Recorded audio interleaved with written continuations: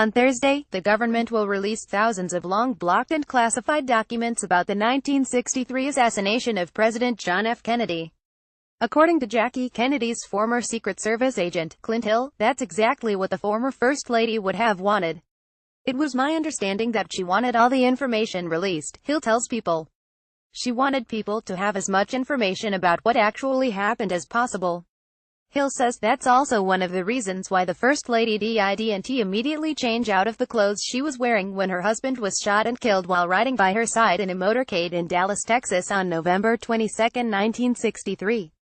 Just hours after her husband was shot, Jackie wore her blood-stained, pink Chanel suit to the inauguration of Vice President Lyndon Johnson.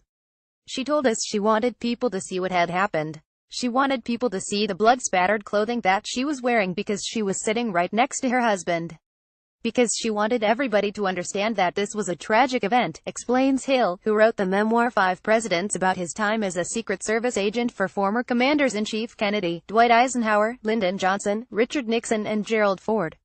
Universal History Archive. Getty. Hill says Jackie didn't often speak of her husband's assassination at age 46 and didn't explicitly tell the agent she wanted all of the government documents related to his death released. It was based on my understanding and knowledge of her, he says. I don't think she would have denied access to any of the information from the public. He adds, over the years, the entire family tried to put the assassination behind them.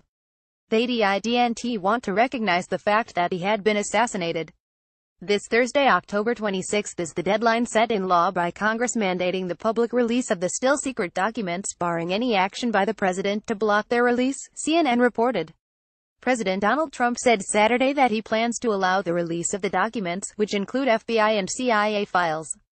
Subject to the receipt of further information, I will be allowing, as president, the long-blocked and classified JFK files to be opened. Donald J. Trump at Real Donald Trump. October 21, 2017. A White House official told reporters Saturday the president believes that these documents should be made available in the interests of full transparency unless agencies provide a compelling and clear national security or law enforcement justification otherwise.